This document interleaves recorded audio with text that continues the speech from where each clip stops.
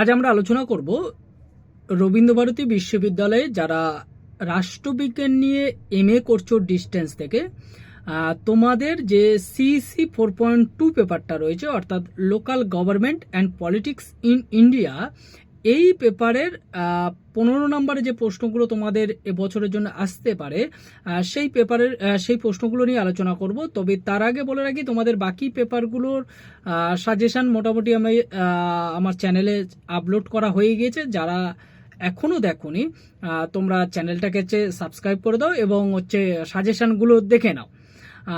এবং তোমাদের যেহেতু পরীক্ষার রুটিন দিয়ে দিয়েছে, সেহেতু তোমাদের হাতে আর বেশি সময় নেই, সেই জন্য এই প্রশ্নগুলো তোমাদের খুবই কাজে লাগবে। তোমরা এখান থেকে যে প্রশ্নগুলো রেখেছি, এই প্রশ্নগুলো একটু খুবই যত্ন সহকারে তোমরা একটু রেডি করো। আশা করছি তোমরা এখান থেকে সমস্ত প্রশ্নের কমন পেয়ে যাবে। তবে একটু প্রশ্ন আমি বারবার বলছি, আগের ভিডিওগুলোতেও বলেছি, এখনও বলছি, তোমরা কিন্তু প্রশ্নগুলো ভালো করে পড়বে, পড়ে তোমরা তারপরে অ্যান্সার করবে, কারণ প্রশ্নের টার্ম চেঞ্জ করে কিন্তু তোমাদের প্রশ্ন আসতে পারে। সেই জন্য তোমরা এখানের প্রশ্নগুলো ভালো করেছে, তোমরা দেখবে টপিকগুলো ভালো করে রেডি করো। তো দেখো, তোমাদের জন্য আমি এই পেপারে যে প্রশ্নগুলো রেখেছি সেই প্রশ্নগুলো আজকে দেখো।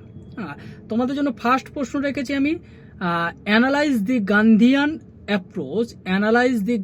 Approach to the study of local government. পরের প্রশ্ন, discuss critically public choice approach to local government. পরের প্রশ্ন, evaluate the liberal approach to local government. পরের প্রশ্ন, discuss in detail the growth of local self government in India with reference to various committees in India since independence. এই প্রশ্নটা তোমাদের কিন্তু ঘুরিয়ে প্রশ্ন করতে পারে, যদি ঘুরিয়ে আসে তাহলে তোমাদের প্রশ্নটা দিতে পারে, discuss the evaluation of local self government system in India.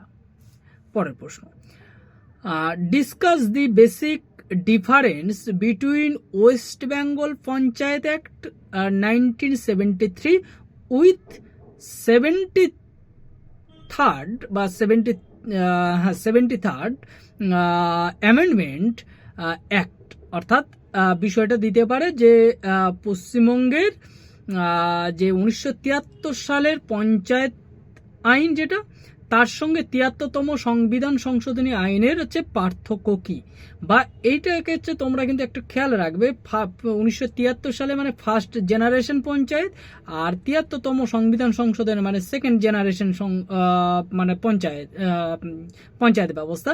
তাহলে এখানে কিন্তু এই 1973 সালের আইন উল্লেখ না করে ফার্স্ট জেনারেশন বলতে পারে, আর 73তম সংবিধান সংশোধন যেটা, ওটাকে সেকেন্ড জেনারেশন উল্লেখ করে দিতে পারে। তাহলে এইভাবে ফার্স্ট জেনারেশন এবং সেকেন্ড জেনারেশনের মধ্যে পার্থক্য চাইতে পারে। পরের প্রশ্ন, what is the main difference between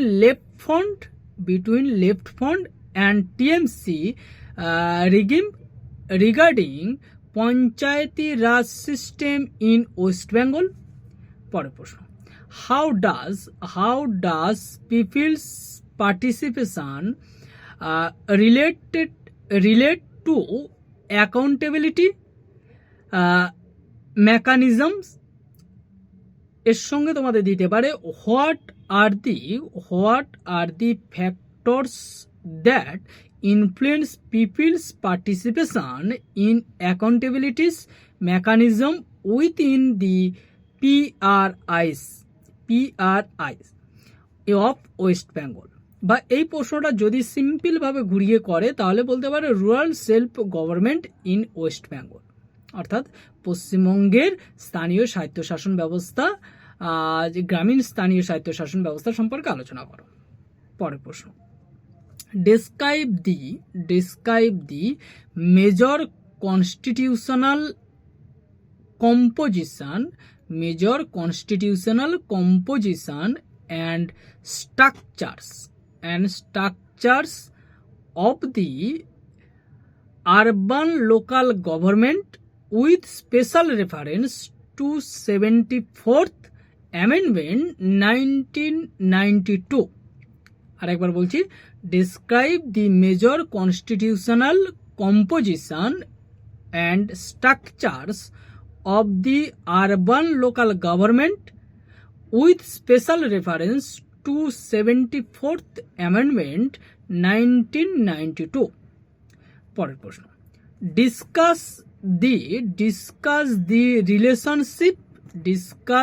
relationship between state government and municipality.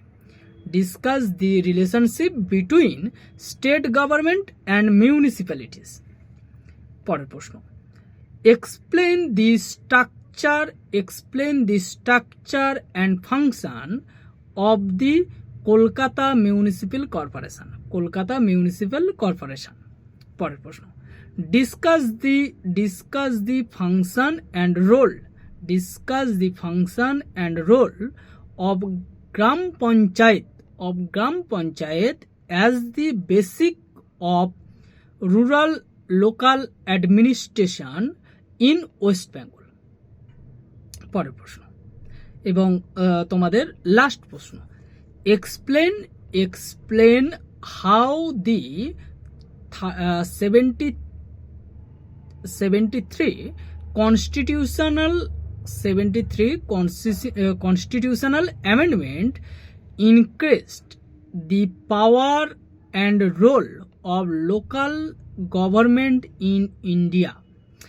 এই প্রশ্নগুলো যে তোমাদের যে প্রশ্ন কটা রেখেছি তোমাদের সিইসি 4.2 পেপারের, এই প্রশ্ন কটা তোমরা খুবই ভালো করে করো। আশা করছি এখান থেকে তোমরা প্রশ্ন কমন পেয়ে যাবে। তোমাদের চিন্তা করার কিছু নেই, এখান থেকে তোমরা মোটামুটি প্রশ্নগুলো পেয়ে যাবে। এর বাইরে থেকে তেমন প্রশ্ন আসার সম্ভাবনা নেই।